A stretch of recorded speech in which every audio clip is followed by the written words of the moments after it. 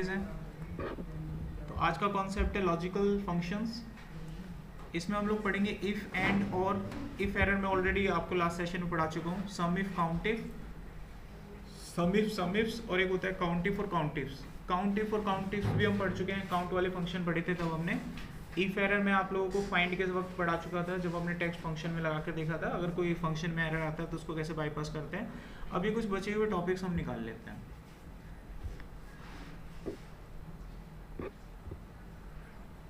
तो यहाँ पर ये हमारे पास एक छोटा सा टास्क सिनेरियो है।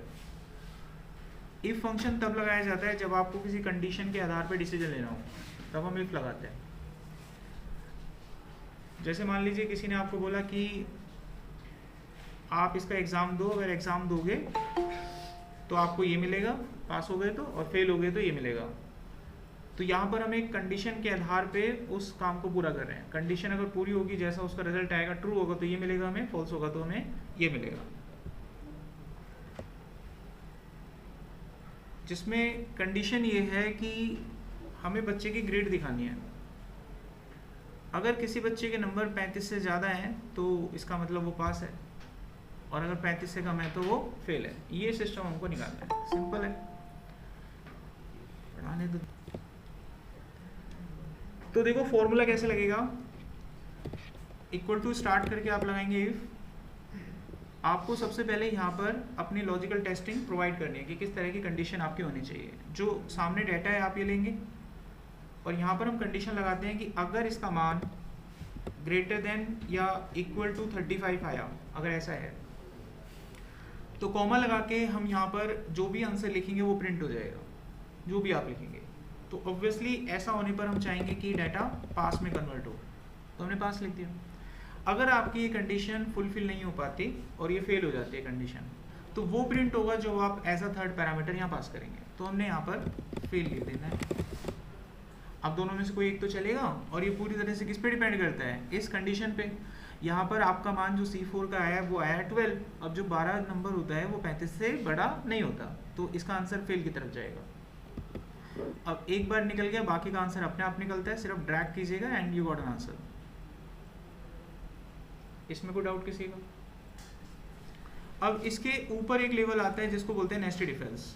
नेस्टेड इफ एल्स का मतलब होता है कि कंडीशन के अंदर भी कंडीशन लगाई जाती है। इसके पूरे सिस्टम को समझते हैं।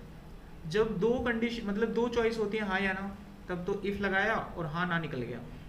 लेकिन जब आपके पास चॉइस 2 से ज़्यादा हो, जब चॉइस 2 से ज़्यादा हो, तो ऐसे केस में हम एक चॉइस को पहले क्लियर करते हैं, पहले 2 चॉइस पकड़ते हैं, उनको चेकआउट करते हैं। जब उनमें कुछ नहीं मिलता तो फिर अगली 2 चॉइस पकड़ते हैं। ऐसे करते करते हम आगे बढ़ते हैं और एक टाइम आता है जब हमारी सारी चॉइसेस कंप्लीट हो जाती है।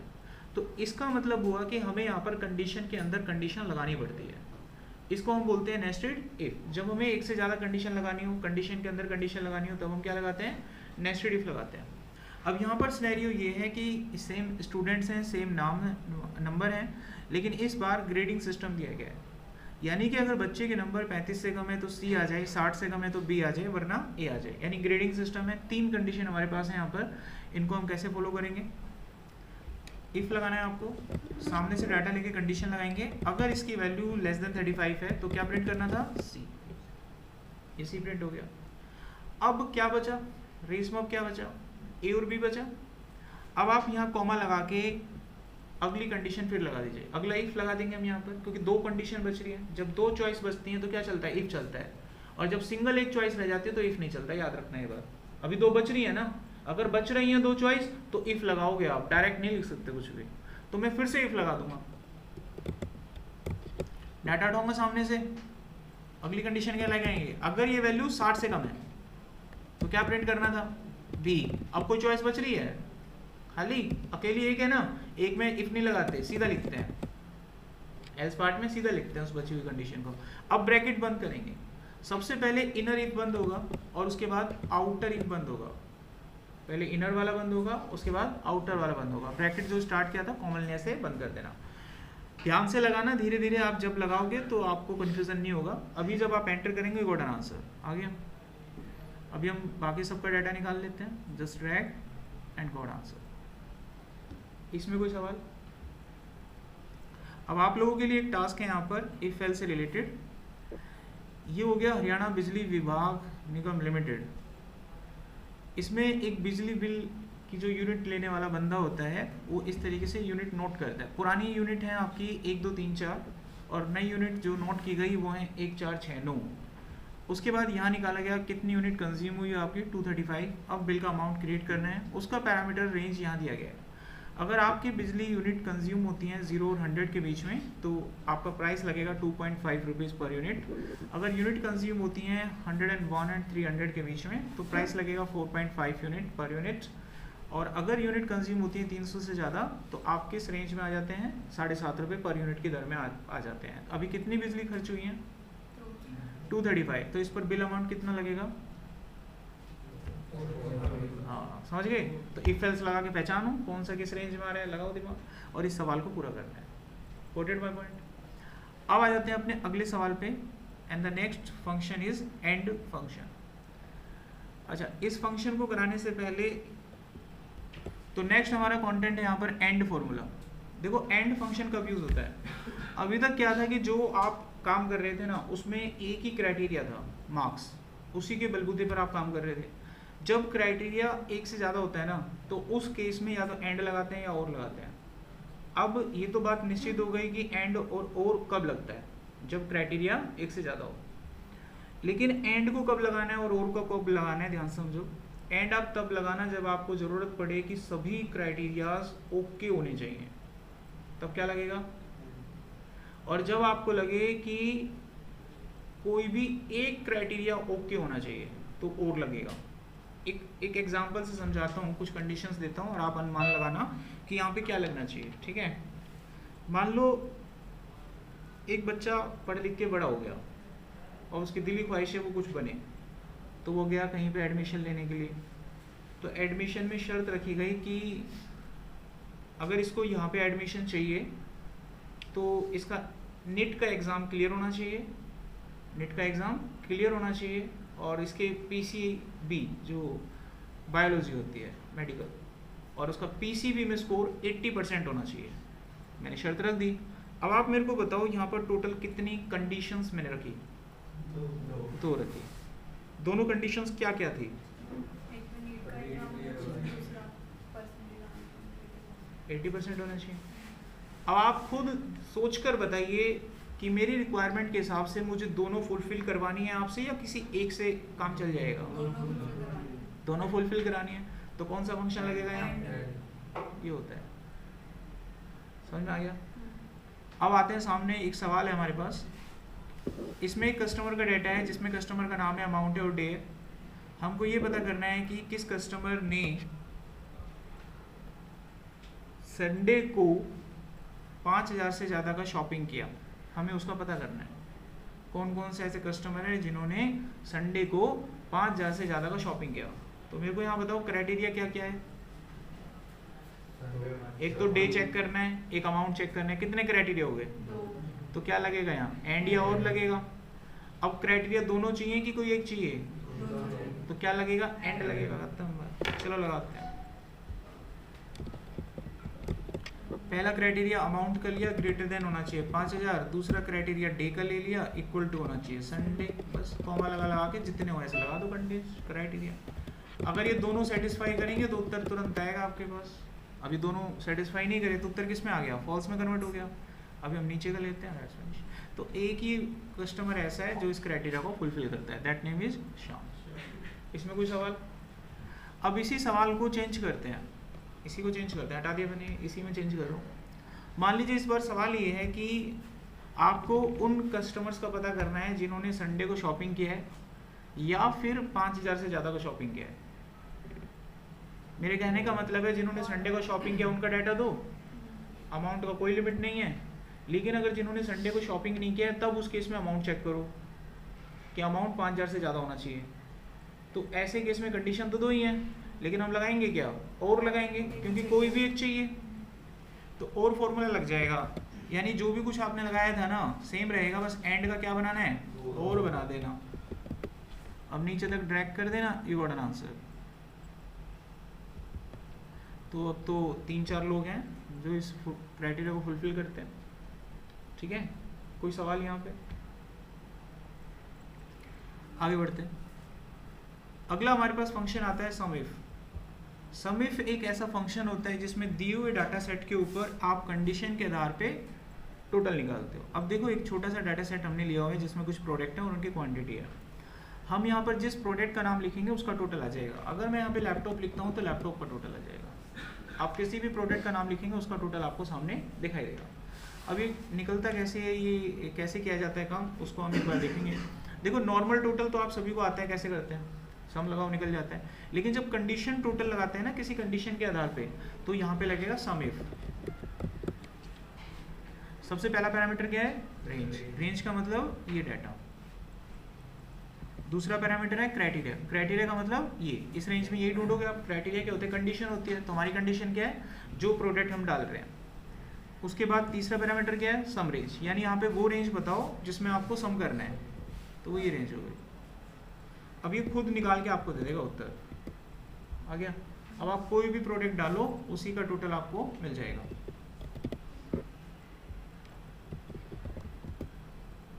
काउंट कर सकते हो, माउस का 17 बताया है, जमा घटा आता होगा, कर ही लोगे आप छोटा मोटा। इसमें कोई सवाल?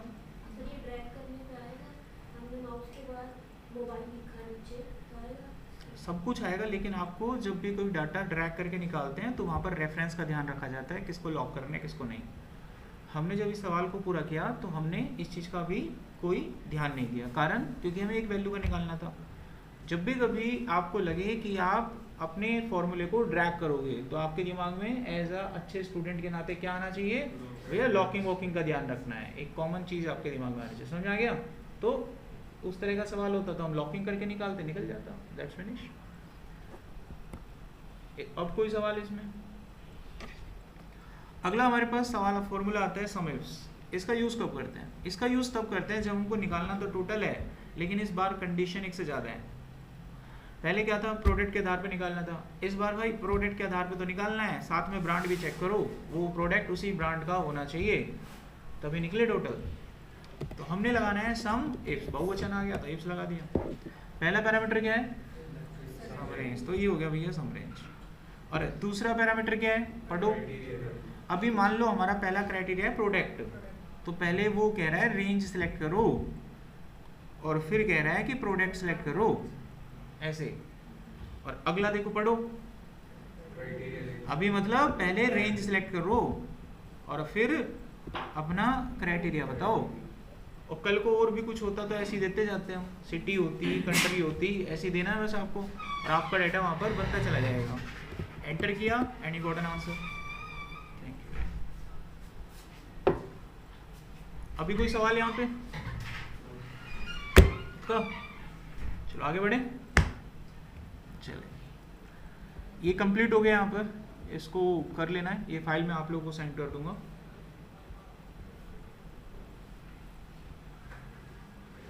अच्छा, अब हमारे पास दो फॉर्मूले की कैटेगरी बच रहे हैं, उसके बाद फॉर्मूले समाप्त। आज पूरा वीक निकल गया फॉर्मूले पढ़ते पढ़ते, ट्यूसडे से शुरू किए थे।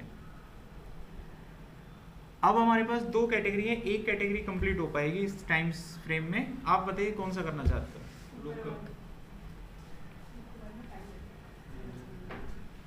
बाहर भेज के एक बार कॉम्प्रोमाइज कर लो दोनों, क्या बनाना है मैं बता तो मैं यहाँ पे फाइनेंशियल फॉर्मूले करा देता हूँ पहले, ठीक है? क्योंकि अकाउंट की नॉलेज होना चाहिए तुम सबको, तो एक बार वो ले लेते हैं।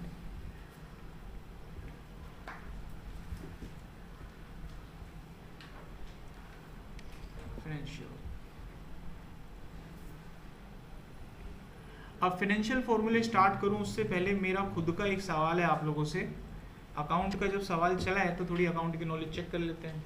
2 मिनट लगेगा। आप में से जो भी बच्चा अकाउंट का एक बार हाथ खड़ा करे, 1 2, जो बच्चा कॉमर्स का है वो भी खड़ा करे, 1 2, बाकी झूठ बोल रहे हैं, ऐसा तो नहीं हो। कॉमर्स का कोई भी नहीं है? कौन है? कोई नहीं है। अभी तो बोलेगी ये है सर, आप भी हो? ऐसे जानबूझ के मत करो, मैं ऐसे हाथ खड़ा कर ले, मैं सोच रहा आप भी।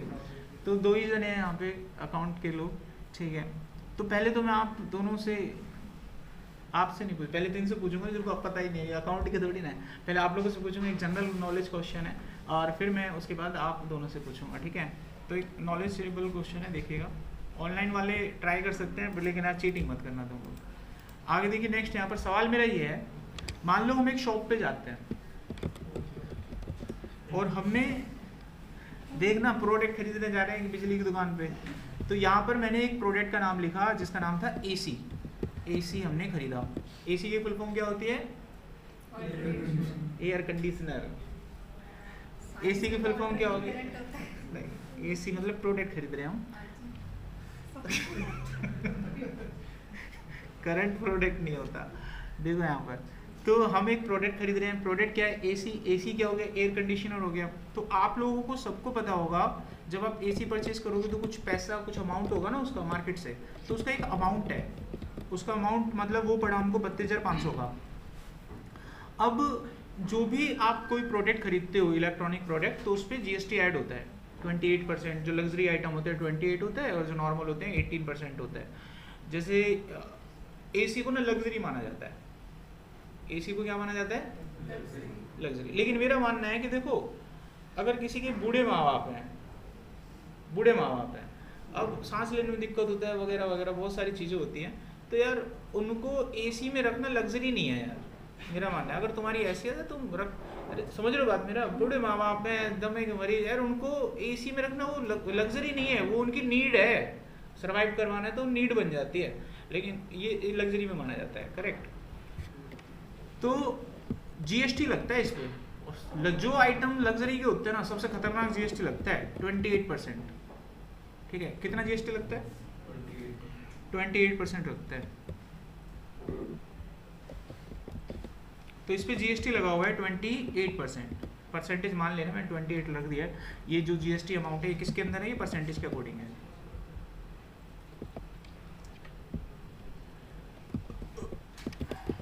जीएसटी इन परसेंटेज, तो 28% जीएसटी लग रहा है। आपको ना जीएसटी कैलकुलेट करके बताना है कितना लग रहा है, जीएसटी अमाउंट बताना है। तो यहाँ से पहले तो आप लोग बताएंगे, जो लोग ग्रेजुएटेड हैं, पढ़े लिखे हैं, नॉट एन अकाउंटेंट, जो लोग ग्रेजुएटेड हैं, थोड़े बहुत पढ़े लिखे हैं, वो लोग इसको मुझे बताएं कि इस पे जीएसटी कितना लगा हुआ है। यहीं बताएं, अपना पेपर पेन पे नहीं करना कुछ भी, मेरे को गाइड करो आप लोग। बताओ इस पे कितना जीएसटी लग रहा है, कैसे निकालें? 6,500। अभी बताओ यहाँ पे कैसे, इसका कैसे निकालें? पहले ऑफलाइन में पूछूंगा, अभी पहले ऑफलाइन में पूछूंगा। हाँ भाई, वहाँ से स्टार्ट करते हैं। प्रीतम बता, 35,500 पे 28% जीएसटी कितना हुआ? इस पे 28% जीएसटी इंक्लूड है, तो आप मुझे बताइए जीएसटी कितना लगा हुआ है इस पे, आप बताओ।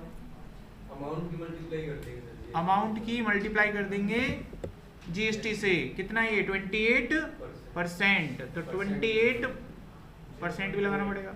तो एक काम करते हैं, मैं खुद ही लिख देता हूँ थोड़ी देर के लिए, ठीक है? ऐसे लगा दिया मैंने, तो कितना आ गया? 9100। अच्छा, तो आकृति आप तो कुछ और अमाउंट बता रहे थे, कितना था?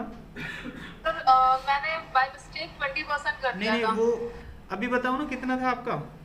इतना ही है? हाँ सर, इतना ही है, सेम है 9,100। सेम है। आप बताओ, आप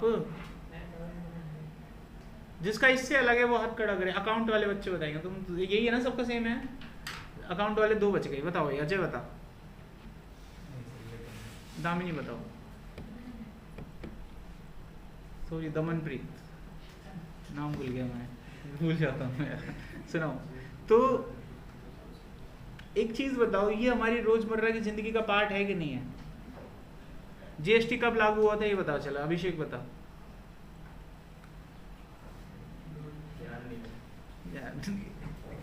पढ़ाई दूर की बात है, पहले नॉलेज तो हो ना, छोटा मोटा तो हो। कोई टॉपिक चले तो, अकाउंट का टॉपिक चला, जीएसटी का अभिन्न पार्ट है अकाउंट के सिलेबस के अंदर। अगर आप अकाउंट पढ़ते हैं तो जीएसटी जरूर पढ़ेंगे। आपको मालूम होना चाहिए कि कोई सामान आप खरीद रहे हो, उस पर जीएसटी लग रहा है, तो जीएसटी कितना लगा।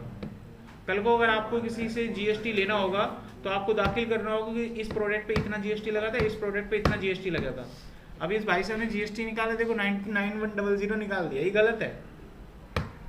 अब मैं इसको साबित करता हूँ ये गलत कैसे, सामने देखिएगा। इन्होंने कहा कि 9100 इस पे जीएसटी लगा हुआ है, इसका मतलब इसका जो एक्चुअल प्राइस हुआ वो कितना हुआ, 32,500 में से इसको माइनस कर दिया जाए तो एक्चुअल प्राइस कितना निकला, यानी 23,400 पे जो जीएसटी लगा हुआ है वो 9100 है। अगर इन दोनों को इकट्ठा कर दिया जाए तो अमाउंट 32,500 बनता है। अकॉर्डिंग टू दिस 23,400 का 28% 9,100 होना चाहिए, क्योंकि जीएसटी जो लग रहा है, जो जीएसटी लग रहा है वो एक्चुअल अमाउंट पे लग रहा है ना कि 32,500 पे। 32,500 पे तो ऑलरेडी लगा हुआ है जीएसटी, आपने उस पर फिर लगा के निकाल दिया। अरे मेरे देश के बच्चों, मतलब कुछ भी नहीं आया आपके माइंड में कि ऐसा कुछ गड़बड़ कर रहे हो आप, अपने आप को कहते हैं 32,500 बेसिक अमाउंट ही है, इंक्लूडिंग है बोला ना, जीएसटी इसमें इतना लगा हुआ है। सीधा सीधा तो मैं कोई भी बता देगा। तो कहीं से जब एसी खरीदने जाते हो तो एसी वाला कभी भी आपको ऐसे नहीं कहता है कि 20,000 का भी जीएसटी और ऐड करूंगा, वो इंक्लूडिंग जीएसटी बताते हैं। कोई भी सामान खरीदते हो, किसी से चिप्स खरीदने जाना, कितने गए जी, 25 रुपए के, उससे बोले जीएसटी लगा हुआ, कहेगा जीएसटी ऐड है। जो प्रोडक्ट आपको बने बनाए मिलते हैं उनमें जीएसटी पहले से ही ऐड आता है, प्रोडक्ट नॉट एन करंट। मतलब इन चीजों का ध्यान क्या रखना, ये तो नॉलेज की चीजें हैं, इनको कोई बताने आएगा? कोई आपसे ऐसे कहेगा पानी को पिया जाता है, कॉमन चीज है यार। ये चीजें जैसे ये तो यही तो आपकी मैच्योरिटी दिखाती है। तो यहाँ से तो मुझे अभी साबित हुआ मैच्योर नहीं हो, है ना। ये बातें जब आप करते हैं, कहीं बैठते हैं महफिल में, जब नॉलेजेबल राउंड चलते हैं, बातचीत होती है, तो ये आपकी मैच्योरिटी साबित करती हैं। अब आपने सवाल के उत्तर देखो, कोई भी प्रोडक्ट जब मार्केट में लेते हैं उसमें ऑलरेडी जीएसटी इंक्लूड होता है। ये बात उसको पता थी जो मैच्योर बंदा था, बाकी तो सारे ना समझ हो गए फिर जब नहीं बताया तो। आपको वो रेडी से जो सब्जी खरीदते हो ना, उस पर भी जीएसटी होता है, लेकिन वो खरीद के लालू के रखा होता है। जब किसी ने आड़त से लिया होगा तो होगा, वो इतना उसमें घुसते नहीं है। अच्छा आप देखो, इसको निकाल लेना, ये ऐसे नहीं निकलता बेटा, गलत है। अब आ जाता है अपने फाइनेंशियल फॉर्मूले पे। मेरे को तो नॉलेज चेक करना था। मैं चलो इसका निकाल के दिखा देता हूँ जीएसटी, आप कैलकुलेट कर लेना। अभी मैं फॉर्मूले की तरफ नहीं जा रहा कैसे निकल रहा है, बट मैं ट्राई कर रहा हूँ इसका जीएसटी निकालने का।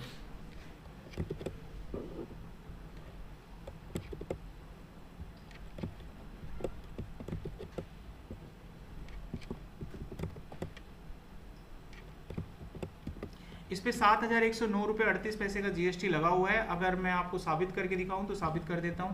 32,500 में से अगर हम 7,109 रुपये 38 पैसे को माइनस करेंगे तो इसकी बेस प्राइस की वैल्यू आती है 25,390 रुपये 60 पैसे। अगर मैं इसका आपको 28% निकाल कर दिखाऊंगा ना, तो आप देखकर हैरान हो जाएंगे कि इसका एग्जैक्ट अमाउंट 7,109 रुपये 38 पैसे आया।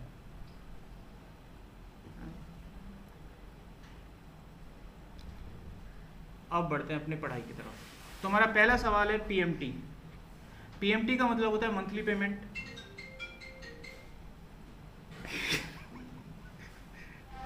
तुम देखना कभी जब तुम पढ़ते हो क्लास के अंदर, कभी मेरा फोन बजते देखा है?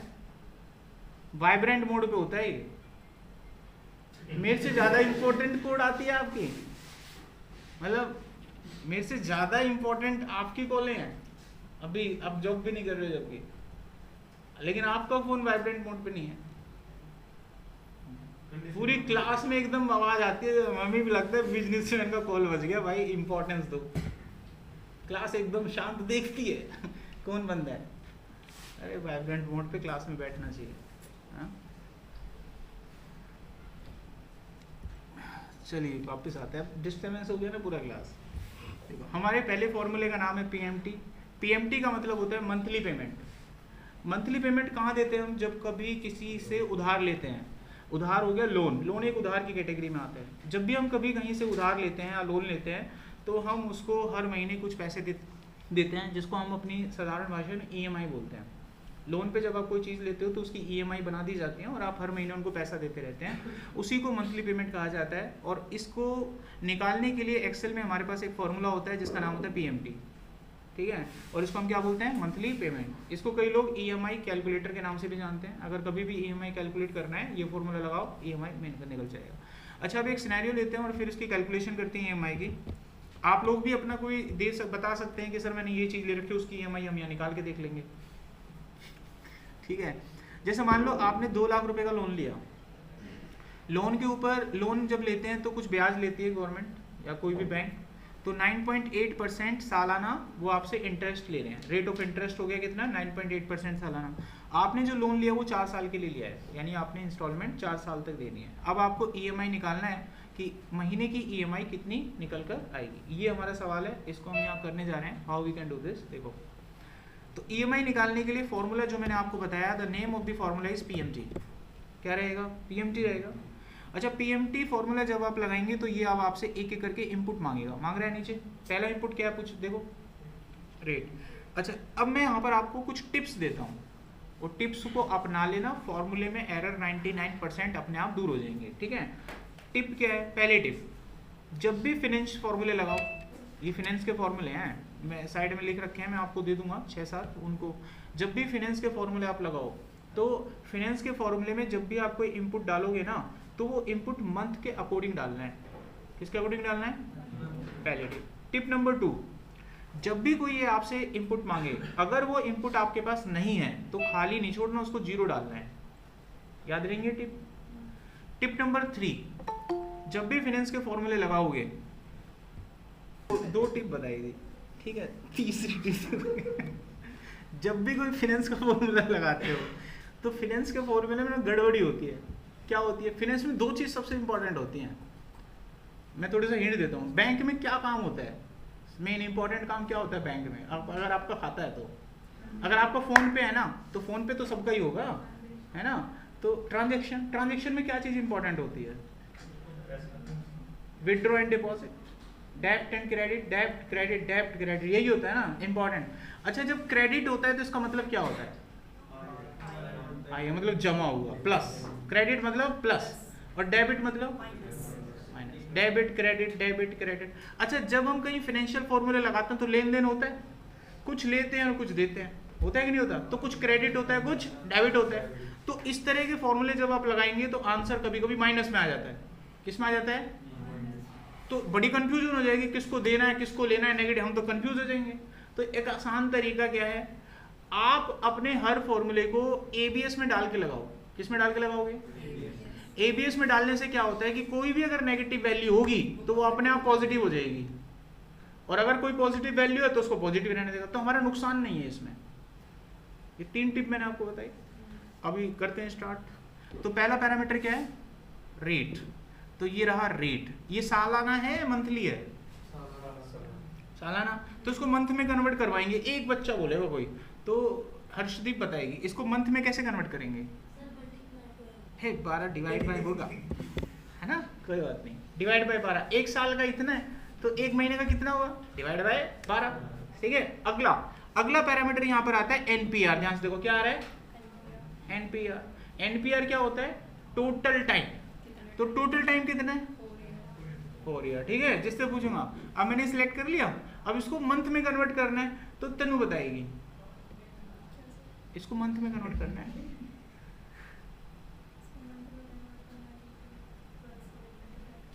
ट्वेल्व से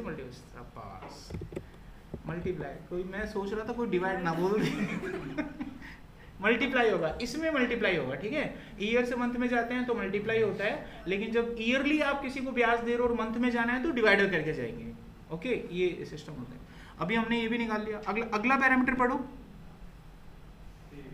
पीवी का मतलब होता है प्रिंसिपल वैल्यू। पीवी का मतलब प्रिंसिपल वैल्यू क्या है, 2 लाख रुपए, वो पैसा जो आपके हाथ में अभी प्रेजेंट वैल्यू, तो ये हो गया 2 लाख रुपए। अभी कुछ मांग रहा है कुछ, है ना, आपके सारे पैरामीटर यूज हो गए ना। अब आप इसको बंद कर दो, ब्रैकेट को कर दिया बंद।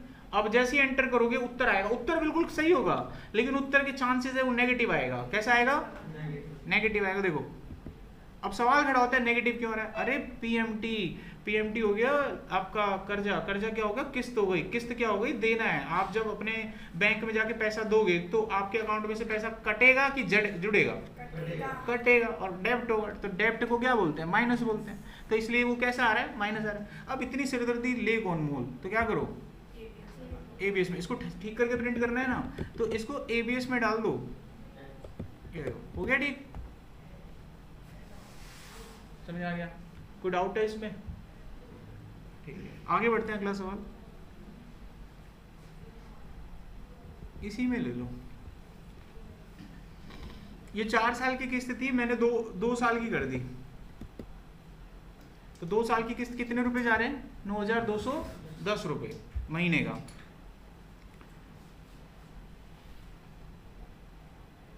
टोटल कितनी किस्त हो गई? 24। पहली किस्त कितने रुपए की जाएगी? 9,210। और दूसरी कम की जाएगी। बताओ। सेम जाएगी सर, इंटरेस्ट कम हो जाएगा, प्रिंसिपल ज्यादा होगी।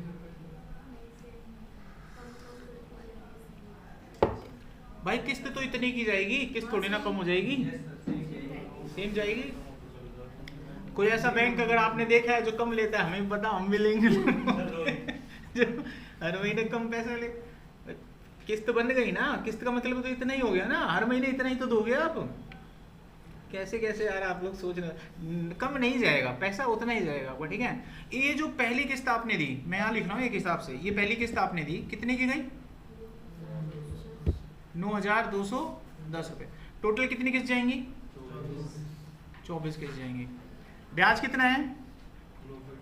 9.8%, ठीक है। इस पे हमने पैसा दिया 9,210 रुपए और 53 पैसे। हमको ये पता करना है कि इस पहली किस्त पे ब्याज कितना लग रहा है। मतलब ये मैं एक कैलकुलेशन करता हूँ इसमें, ये हो गया मंथ नंबर, ठीक है, ये मतलब पीरियड बोल सकते हैं इसको, मंथ का नंबर। अच्छा, ये हो गया आपका ईएमआई। आपको इंटरेस्ट निकालना है, इस पहली किस्त पे ब्याज कितना है? 9,210 रुपए जो आपने ईएमआई भरी, भाई उसमें कुछ पैसा प्रिंसिपल का होगा और कुछ पैसा ब्याज का होगा, क्योंकि ब्याज इंक्लूड है इन सब में, तो आपको ब्याज का पैसा निकालना है। तो किसी ईएमआई पे कितना ब्याज आप दे रहे हो, उस किस्त पे कितना ब्याज आपने दिया, ये निकालने के लिए हमको एक फॉर्मूला दिया गया है जिसका नाम है आईपीएमटी। क्या नाम है? आईपीएमटी। आईपीएमटी का मतलब होता है interest on a monthly payment. याद रखना है ना, interest on a monthly payment. कैसे निकालेंगे? लाओ भाई फॉर्मूला, आईपीएमटी। पढ़ो पैरामीटर, रेट आ गया भाई, रेट। क्या करेंगे इसको? उसके बाद क्या लिख रहा है? पढ़ो, अरे जो डार्क हो जाता है उसको पढ़ो। पीआर, पीआर बोले तो पीआर अमाउंट होता है, पीरियड होता है, ये लिखा होता है यहाँ पे। बहुत अलग क्यों बोल जाते हो तुम? इसके बाद अगला क्या है? बहुत ज्यादा अलग बोल रहे, थोड़ा बहुत मैं समझ जाता हूँ। एनपीआर दिख रहा है आपको? एनपीआर कितना है? 2 ईयर। तो ये उठाया, इसको मंथ में कन्वर्ट करो। उसके बाद क्या लिख रहा है? प्रिंसिपल वैल्यू उठाओ। अभी बंद कर दो सबको। अच्छा, इन फॉर्मूलों को याद करने की तो बिल्कुल भी जरूरत नहीं है, सब नीचे बताता है, सिर्फ समझ लो। एक बार मेहनत करके समझ लो, याद नहीं करना पड़ेगा। इनको याद कर लोगे तो कंफ्यूज हो जाओगे, गलत लिखे होगे पेपर में, फिर एक बार समझ लो करके बस, ठीक है। अभी जितने भी फॉर्मूले मैंने आप लोगों को कभी बताए हैं, क्या मैंने उनको कहीं लिख रखा है? सिर्फ नोटपैड में नाम लिखे पड़े उनके बस, कि मेरे को ये पढ़ाना है। कहीं उसके बारे में लिख रहा है कि इसमें क्या क्या पास होगा? कहीं नहीं लिख रहा। अरे प्रैक्टिस करोगे अपने आप याद। एक्सेल पे काम करोगे ना भविष्य में, जब भविष्य में एक्सेल पे काम करोगे तो एक्सेल में जब आप टाइप करोगे तो फॉर्मूला एक्सेल में खुलेगा, और फॉर्मूला एक्सेल में खुलेगा तो नीचे हिंट आता रहेगा। तो याद क्यों करते हो खामखा? समझ गए? बस समझो ये फॉर्मूला क्या करता है, उसकी परिभाषा लिख लो, इस फॉर्मूले से ये होता है। बुद्धि आ जाएगी जब करोगे, अपने आप समझ में आ जाता है, ठीक है। अभी करा हमने एंटर, कितना ब्याज आ गया? 1633 रुपए। अच्छा ये बताओ, जब मैं पहली किस्त भरता हूं तो ब्याज कितना है? 1633 रुपए। किस्त कितनी रहेगी हमेशा? अगर मैंने दूसरी किस्त भरी तो कितने की जाएगी? है ना? और इस पे ब्याज कितना होगा?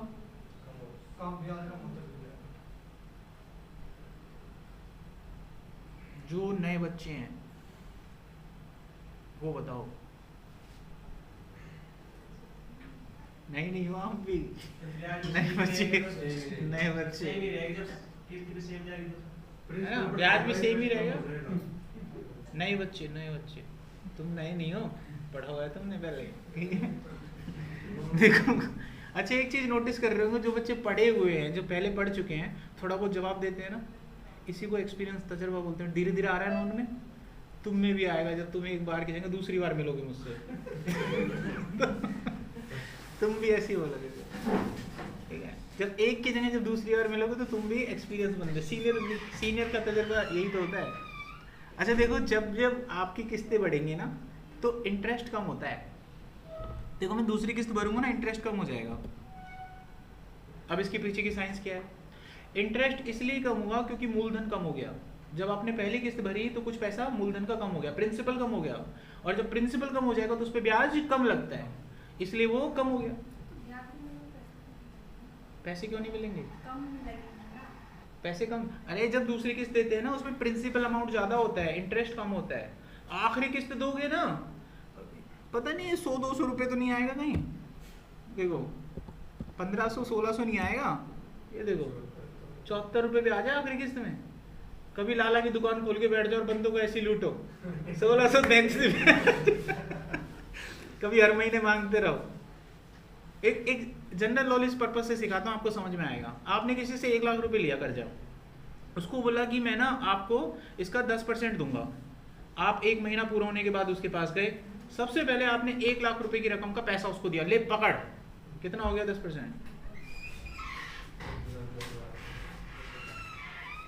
10,000 हुआ ना। ज्यादा गहरी सोच में चलेगी तो कितना बैठ रहा है, तो 10,000 रुपये हो गया। आपने 10,000 रुपये पकड़ा दिए, उसके बाद आपने क्या करा, तुरंत उसको 10,000 रुपये और दे दिए, क्योंकि आपकी बात हुई थी कि हर महीने 10,000 दूंगा मैं, आपके पैसे कम करूंगा। अब कितने रह गया ब्याज उस पर? 90,000 का। अगली बार जब आप मिलोगे तो उसको 9,000 दोगे ब्याज के कि 10,000 दोगे? अब बताओ, अगली बार जब मिलोगे तो कितने पैसे दोगे उसको ब्याज के? ना 10 देना। अभी तो अड़े पड़े थे आप। कॉमन चीजें हैं। अभी धीरे धीरे मैच्योरिटी आ रही है तुम लोगों में, फीलिंग आ रही है, इसी को बोलते हैं मैच्योर होना। मार्केट में बाहर निकलो, अभी कंप्लीट हो गया यहाँ तक। अच्छा 2 फॉर्मूले हो गए हमारे। अब आता है एक और फॉर्मूला जिसका नाम है NPER। अब ये क्या चीज है, इसको समझो आप। मान लो आपने 1 लाख रुपए का लोन ले लिया, आपको स्कूटी निकालनी थी, पैसा कुछ भी नहीं था, सारा पैसा आपने फाइनेंस करा दिया, तो 1 लाख रुपए आपको फाइनेंस में मिल गए। स्कूटी पे लोन लग गया 11.75% सालाना।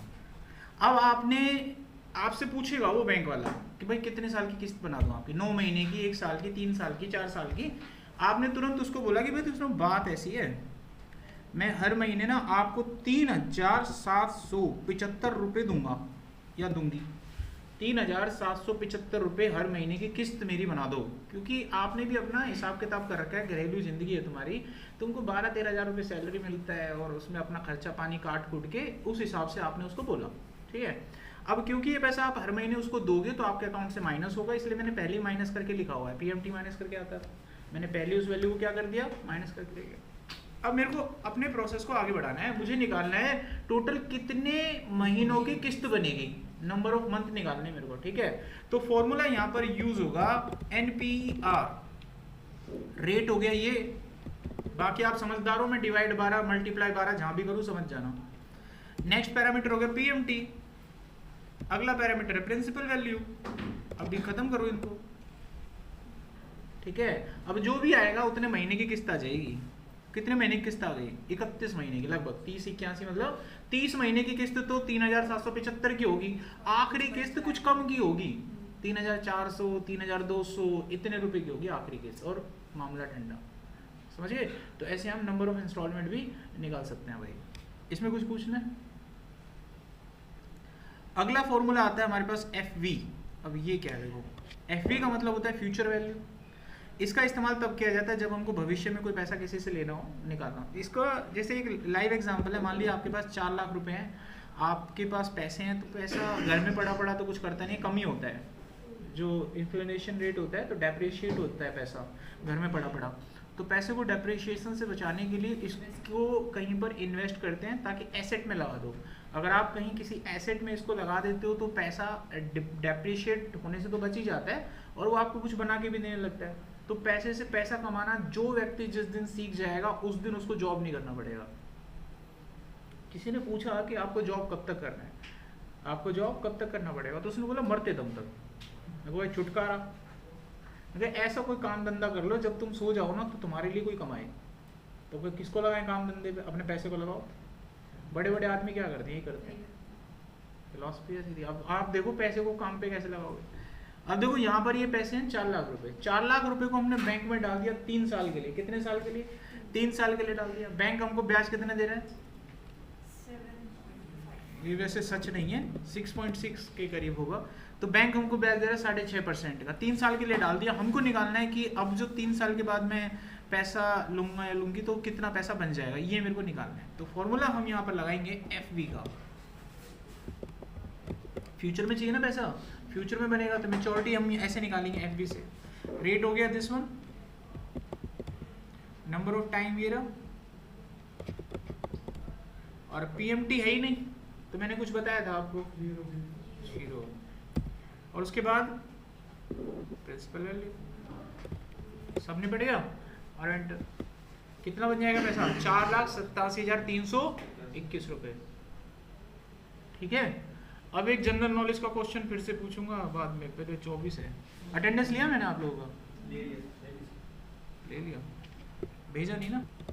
तो PV का मतलब होता है प्रिंसिपल वैल्यू। इसका एक सिनेरियो केस स्टडी करते हैं। लेट अस सपोज आप बैंक में जाते हैं, बैंक वाले को कहते हैं कि मेरी 2 साल की FD कर दो जिस पे मुझे सबसे ज़्यादा ब्याज मिलता है। तो बैंक वाले ने कहा कि भाई सबसे ज़्यादा ब्याज जो हम दे रहे हैं ना सीनियर सिटीजन को 7.25% का दे रहे हैं, आप अपना आधार कार्ड दिखाओ जिसमें उम्र आपके 60 साल की है। तो उसने दिखा दिया अपना।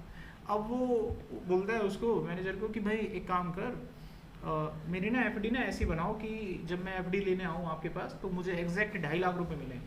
तो अब ये बता कितने पैसे जमा करूँ? तो वो घबराया, ऐसे कोई बताता नहीं है। आप कभी किसी से ऐसे पूछोगे ना कि मेरे को 1 लाख रुपए चाहिए FD पूरी होने पर, कितने रुपए मुझे जमा करने चाहिए अभी इस वक्त, कितना अमाउंट मेरे को डालना है, आप मेरे को बताओ, तो बताएंगे नहीं आपको। आप खुद ही अपना एक्सेल खोल के निकाल सकते हो, कैलकुलेशन कर सकते हो। कैसे करते हैं देखिए। तो मुझे कितना चाहिए FD पूरा होने पर, अमाउंट कितना बनाना है? 2.5 लाख रुपए। बाकी सारे क्राइटेरियाज हैं। तो मुझे प्रिंसिपल अमाउंट पता करना है बस एक्चुअली। तो रेट आ गया ये, नंबर ऑफ टाइम आ गया यहाँ से, PMT है ही नहीं, फ्यूचर वैल्यू आ गई यहाँ से ऊपर वाली। अभी बंद करके मारो एंटर। कितना अमाउंट जमा करना है? 2,16,350 रुपये आप जमा कर दीजिए, आपके एग्जैक्ट 2.5 लाख रुपए निकल के आएंगे। अब घर में कभी आपके घर में कोई जाता है FD कराने के लिए, कभी भी देखना वो ऐसे कराते हैं FD। 20,000 रुपये पड़े बेटा इसकी FD कराया। जब आप 20,000 की FD कराने जाते हो ना 2-3 साल के बाद, तो वो पैसे आपको मिलते हैं 20,000 मतलब 21,282 रुपये। अब जब दादी अम्मा कहते हैं ना बेटा FD पूरी होगी पैसे निकाल ला, आप जब पैसे निकाल के लाते हो ना तो अम्मा को कहते हो जाके पैसे देते हो, कितने देते हो? 20,000। कहते हो अम्मा खर्ची पानी हो गया। तो मोटा मोटा अमाउंट उस अम्मा को, दादी अम्मा को पकड़ा देते हैं तो ले दे के कुछ नहीं बचता। ऐसे ही होता है कई बार, पैसे रखते हैं। तो आसान तरीका अपना, अगर देखिए एक लगी हुई रकम होती है ना तो उसको खर्च करना मुश्किल होता है, लेकिन अगर वो टुकड़ों में होती है तो जल्दी खर्च होती है। ये बात ध्यान रखना। अगर आपके पास एक लगी रकम है मतलब बंद पैकेज है, लगी रकम है, तो उसको तोड़ना मुश्किल होता है। याद रखिएगा ये बात। अगर आपके पास छुट्टे छुट्टे चिल्लड़ पैसे हैं जिसका पैसा, जिस दिन आपने पैसा जोड़ना स्टार्ट, जैसे हम कहते हैं ना कि हमको पैसा जोड़ना होता है, जिस दिन आपने पैसे का हिसाब रखना स्टार्ट कर दिया उस दिन आप पे पैसा जुड़ना स्टार्ट हो जाता है।